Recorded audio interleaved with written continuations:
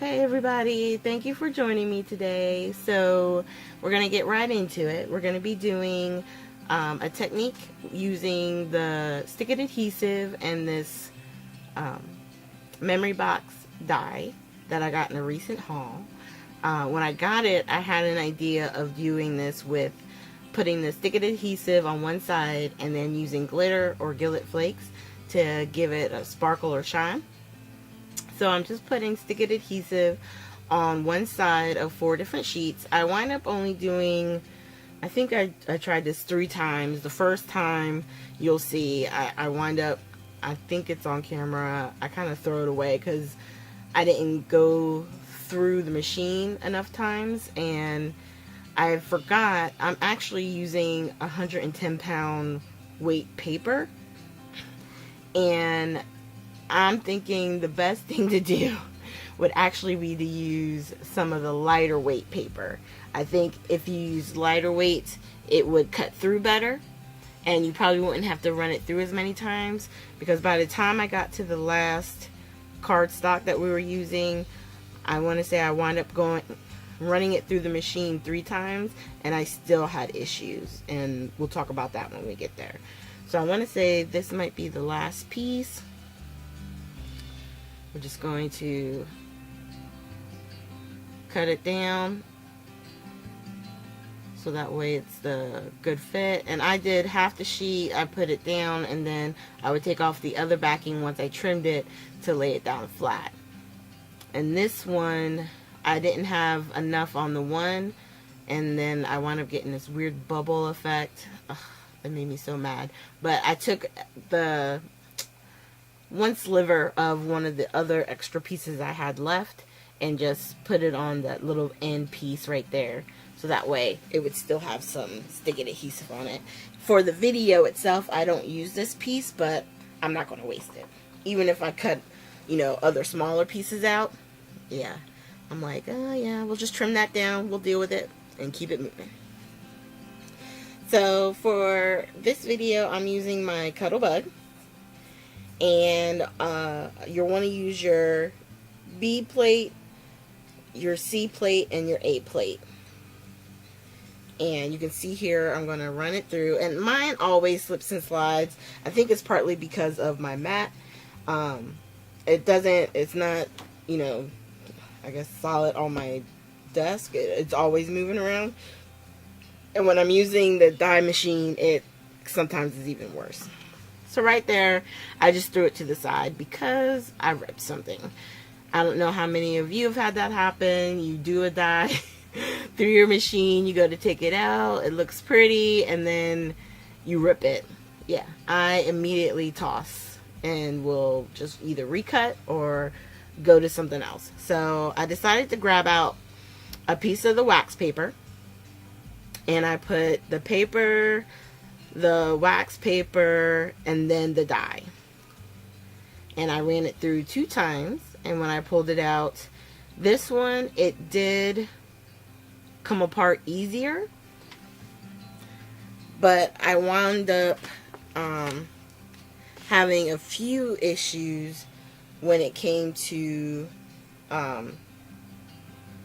tearing it apart in the end. Like right now, you see I'm taking off the top of it, and what I'm doing is just taking off the part where the words and stuff is, so that way the snowflakes and the word Mary will get the glitter, and the frame will get the glitter pressed into the sticky, the spots that we're not going to use, like the inside of the letters or parts of the snowflakes. I just left it with the stick-it protective part on top of it, so that would be easier to press out.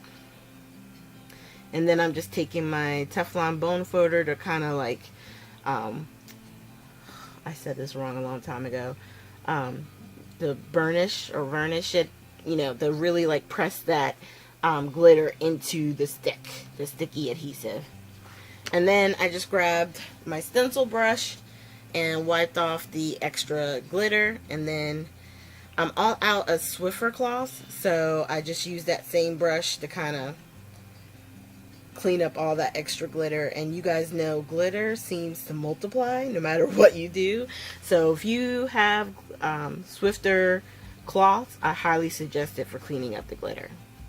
Alright, so this is one that I actually had some success in taking apart. Okay, so on this sticky parts, I'm just laying down the gold gilding flakes, and we're just going all the way around. And I've said it before, I think the last time we did a video, you got to be careful. Don't breathe heavy or get frustrated, and take a deep breath and blow it out, because these things fly all over the place. The main thing though is I do try, and you got to be gentle, even though this looks like I'm like hitting really hard on here. At one point I do go a little crazy, and I have to like press and hold down in certain spots. But you do have to be a little gentle, especially on some of the thinner pieces, because you know, it's only holding on by small sections, and it's very easy to rip. The one good thing is, for the most part, you can put stuff back together depending on where it's ripped at. So this one had a little bit of a hiccup too, but I was able to salvage it and clean up the area, get most of the extra flakes off and back into the bucket, and then we're going to lay this down on a card front. And oh, the other thing too, the Swiffer cloth does work with the gilded flakes. So what I would do is I'm going to wind up putting this to the side, and then I'm going to try and put everything into the container, and anything that doesn't fit back into the container I would just wipe up with the gilded flakes. Now if you don't have the Swiffer cloth, you can do like I did. I tried to just use my stencil brush to get everything off the mat, and then once I got as much as I could off, I just used some of my cleaner and a paper towel to clean up any residue. And then on this one piece that I had that fell off, I just glued back down with the art glitter glue. And then you could add sequins, rhinestones, and you can see that this would make for a really pretty card front, especially using the gilded flakes. But if you didn't want to go through that, if gilded flakes give you, anxiety in using them because of how light they are and they get all over the place, it's almost as bad as glitter, then what I would do is just cut out the piece on some paper and then use your Versamark ink and heat emboss it. You can still get the glitter look, you can still get the gold look, the shine, the shimmer, and it will probably be less of a hassle than dealing with the stick-it adhesive and using the gilded flakes, if that's not your thing. Okay,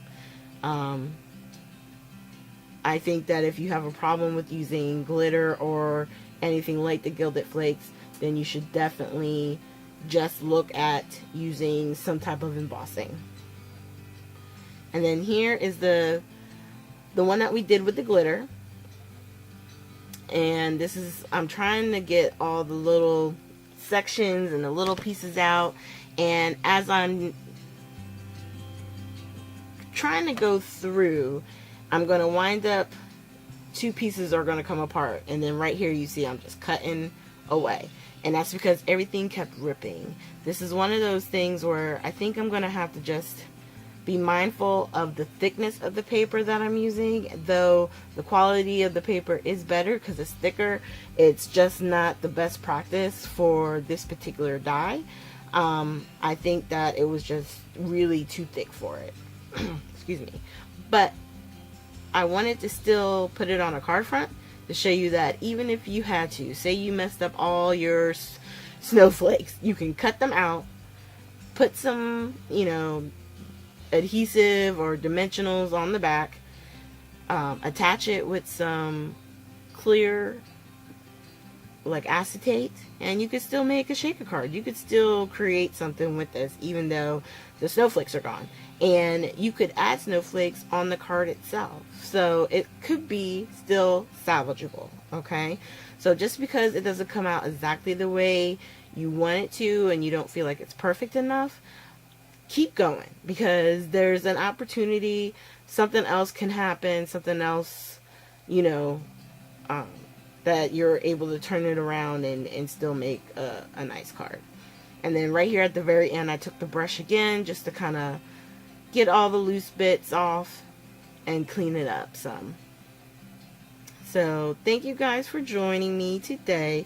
Make sure you check out my video this Sunday, because most likely I'm going to try and do this again, but I'm going to make sure I find a thinner paper stock, so that way it's not so thick. I want to be able to do this, and I think that it'll work that way really the best. And what I'll do is, instead of using the Gilded Flakes or the glitter, I'm going to just heat emboss it. So I'll cut it out of white, and then, you know, we can heat emboss it any color we want. So please make sure you like, subscribe, and share. Make sure you check out the links down below for links to scrapbookingwithme.com and also the Facebook store. And you can click the links here to look at the previous Technique Tuesday videos that we've done in the last couple of weeks. Thanks, you guys, and have a great day.